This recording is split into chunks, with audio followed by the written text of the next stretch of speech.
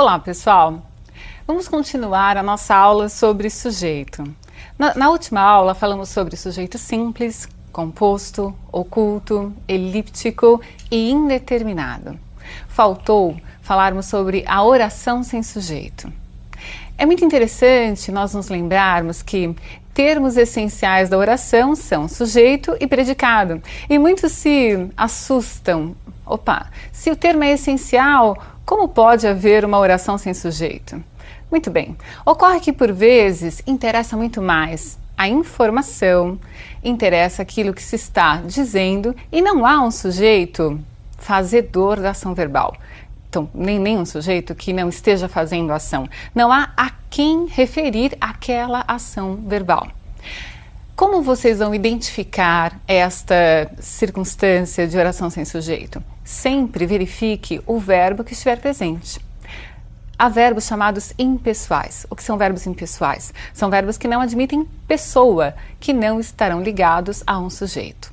Nós vamos ver quais são esses verbos, em que circunstâncias eles aparecem e algumas outras situações especiais em que vocês irão localizar essa oração sem sujeito. Vamos começar agora pelos primeiros exemplos que trazem o verbo haver. Havia muitos curiosos na rua. Veja, ao se dizer havia muitos curiosos na rua, nós não precisamos identificar essa situação a um sujeito específico. Simplesmente constata-se que pessoas estavam na rua, mas eu não usei o verbo estar, eu usei o verbo haver, que é um verbo que não admite o sujeito. Há uma outra situação do verbo haver em que não há a existência do sujeito. Quando se diz, veja o segundo exemplo, há 1 ano não nos encontrávamos. O verbo haver, quando indica tempo passado, também estará formando uma oração sem sujeito. Essa situação de oração sem sujeito deve trazer para vocês a seguinte ideia. Vamos lá. O verbo haver não admite sujeito. Outros verbos, sinônimos do verbo haver, admitem. Vejam que eu disse, há muitas pessoas andando na rua, ou se eu disser, muitas pessoas estavam andando na rua, nessas duas circunstâncias, nós temos sujeitos diferentes. Usei o verbo haver, estou usando um verbo impessoal. Ele não quer, ele não admite sujeito. Você pode se perguntar, mas qual é a diferença se você está dizendo a mesma coisa? Eu não estou dizendo a mesma coisa. Usar o verbo haver é constatar a situação. Usar o verbo estar é querer se referir de forma mais direta àquele sujeito que está ligado àquele verbo, seja o verbo estar, seja o verbo ocorrer, seja o verbo acontecer, que podem ser usados como sinônimos do verbo haver. Aceite isso, aceite que o verbo haver não quer sujeito e ficará muito mais fácil para você classificar esse sujeito presente na oração. Aceite também que, no sentido de existir, ocorrer e acontecer, e indicando tempo passado, não haverá o sujeito. Peraí, indicando tempo passado? Sim, eu digo, há 2 anos não o encontro. Daqui a pouquinho eu vou falar com vocês sobre concordância. Comecem a observar que os exemplos trazem verbos no singular. Daqui a pouco nós vamos ver por que isso ocorre, qual é o fenômeno da gramática que explica essa circunstância. Vamos ver outras estruturas, além dessas que eu falei com o verbo haver, em que não há sujeito. Vejam comigo. São 7 horas. O verbo ser, indicando horas, distância, temperatura, não admite sujeito, também é chamado impessoal. São 7 horas, eu poderia dizer, são 3 quilômetros daqui até a minha casa, eu poderia dizer, são 30 graus neste momento na minha cidade, enfim. Eu posso usar esse verbo associado a circunstâncias climáticas, não é? E veja só, climáticas, de distância também, não se esqueçam disso, não é? E de tempo também. É possível que vocês encontrem essa estrutura de oração sem sujeito com verbos que indiquem fenômenos da natureza. Pensem em vários. O exemplo está aí. Chovia naquela noite. Poderia ser ventar naquela noite, trovejava naquela noite. Enfim, verbos que por si indiquem o fenômeno da natureza. É o verbo que tem de indicar. Se eu dissesse a chuva estava forte naquela noite, eu estaria direcionando o foco de atenção para a chuva. Se eu usar o verbo chover, a oração será sem sujeito. Se eu disser a chuva estava forte naquela noite, eu direcionei a minha atenção para o substantivo chuva. Observem essas diferenças, essas sutilezas no uso dos verbos, dos substantivos, na aplicação da gramática. Outra situação. O verbo fazer também poderá ser usado como impessoal, em circunstâncias muito específicas, indicando o tempo passado ou clima. Então veja, fazia calor naquela sala.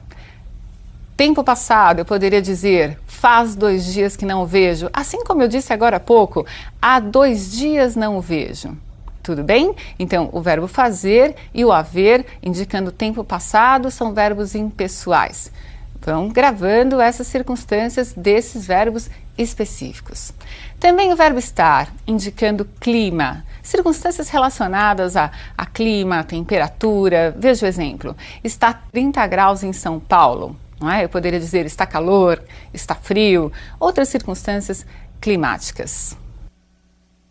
Muito bem, você viu que esses verbos haver, fazer, ser e estar em circunstâncias específicas serão considerados verbos impessoais. Então não é sempre que eles aparecerem que eles estarão formando as chamadas orações sem sujeito. Sempre observem o que eles estão indicando no contexto em que aparecem. Tudo bem? Há pouco eu disse para vocês que é necessário ver, observar a concordância desses verbos impessoais. Há uma regra geral de concordância. Esses verbos escapam dessa regra. Vamos ver uma situação, novamente, com o verbo haver, não é? Em que muitas pessoas cometem aí, na fala principalmente, um deslize, considerando esse verbo como pessoal e não como impessoal, e aparece uma concordância gramaticalmente errada. Vejamos duas circunstâncias na tela, 2 exemplos, um correto, outro incorreto, e veja como você normalmente utiliza esse verbo. Leiam comigo. Havia muitos alunos na sala. Havia. O verbo está na terceira pessoa do singular, que é a característica do verbo impessoal. Se não há sujeito, o verbo fica no singular. Então seria incorreto dizer ou escrever haviam muitos alunos na sala. Observem, se eu trocasse o verbo haver por um sinônimo, eu estaria trocando um verbo impessoal por um verbo pessoal. Eu poderia dizer existiam muitos alunos na sala, mas se for o verbo haver, ele não quer sujeito, então ele vai ficar no singular. Entendam que é necessário respeitar essa característica do verbo haver. Isso vai valer também para os verbos fazer e para o verbo estar. Já vamos ver que o verbo ser é um verbo que entra numa exceção na nossa gramática. Até porque ele é considerado gramaticalmente um verbo anômalo. Em várias situações, nós vamos ver o verbo ser em circunstâncias que escapam à regra geral. Por falar em regra geral, qual é a regra geral de concordância verbal? Leiam comigo e vejam um exemplo em que essa regra geral está sendo aplicada. Verbo concorda com o sujeito. Sim, quando há sujeito na oração, o verbo concorda com esse sujeito. Olhem lá. Existiam muitos alunos na sala. O verbo existir é um verbo pessoal. O que é ser verbo pessoal? É admitir um sujeito. Admitir e concordar com esse sujeito. É a obrigação do verbo, quando há sujeito, concordar com ele. Então, eu usei o verbo no plural. Existiam muitos alunos na sala. Errado seria dizer existia muitos alunos na sala. Bem, você entendeu a diferença? Usei o verbo haver, sou obrigada a colocar o verbo no singular. Se eu trocar o verbo haver por outro verbo, eu passo a ter um verbo pessoal e devo usar a regra geral de concordância. Entendido isso? Ótimo. Você já ouviu falar também em locuções verbais. O que é uma locução verbal?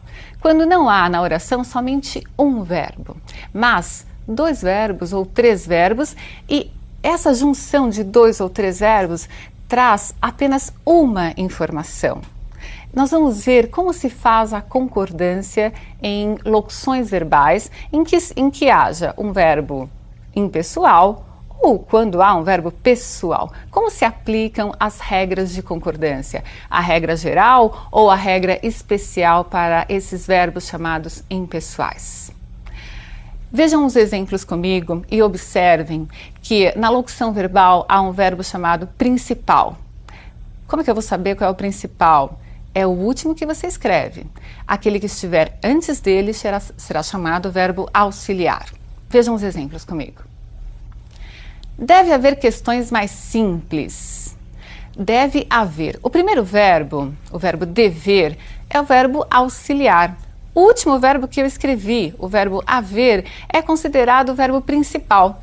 Quem é que manda nessa concordância? Quem manda nessa concordância, quem rege essa concordância é o verbo principal. Neste primeiro exemplo é o verbo haver. O verbo auxiliar, seja lá qual for, vai seguir aquilo que o principal mandar. Ele é impessoal, o auxiliar será impessoal. Supondo que eu trocasse o verbo haver por existir, que não é impessoal. Lembrando, ele é sinônimo de haver. Quando eu faço essa troca, eu vou voltar para a minha regra geral de concordância. Observem, devem existir questões mais simples. Para a primeira oração, a palavra questões não é sujeito, a oração é sem sujeito. Para a segunda oração, o sujeito é questões. Observe o exemplo seguinte: há de haver questões mais simples, e logo abaixo, hão de existir questões mais simples. Pessoal, eu só devo me preocupar com aquele verbo que é principal. Se o verbo haver não aparecer como principal, ele vai passar a ser pessoal, porque o verbo principal aí, que é o existir, é pessoal. Então é uma circunstância em que o verbo haver foi para o plural, não como principal, mas como auxiliar.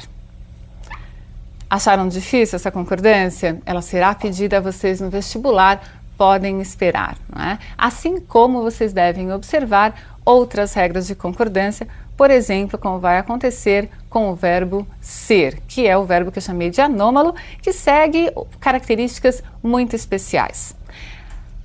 Passemos por alguns exemplos do verbo ser e vamos observar que ele sempre vai concordar com a indicação numérica presente no predicativo. Vamos lá. São 7 horas, amanhã serão 27 de março. Eram 13 quilômetros até a sua casa. Devem ser 2 horas agora. Viram só? O verbo ser concordou com um número e é assim que vai acontecer com ele, por ele ser um verbo especial. Na próxima aula, continuaremos a falar sobre termos da oração, sobre concordâncias especiais e eu quero que você esteja acompanhando comigo. Um grande abraço.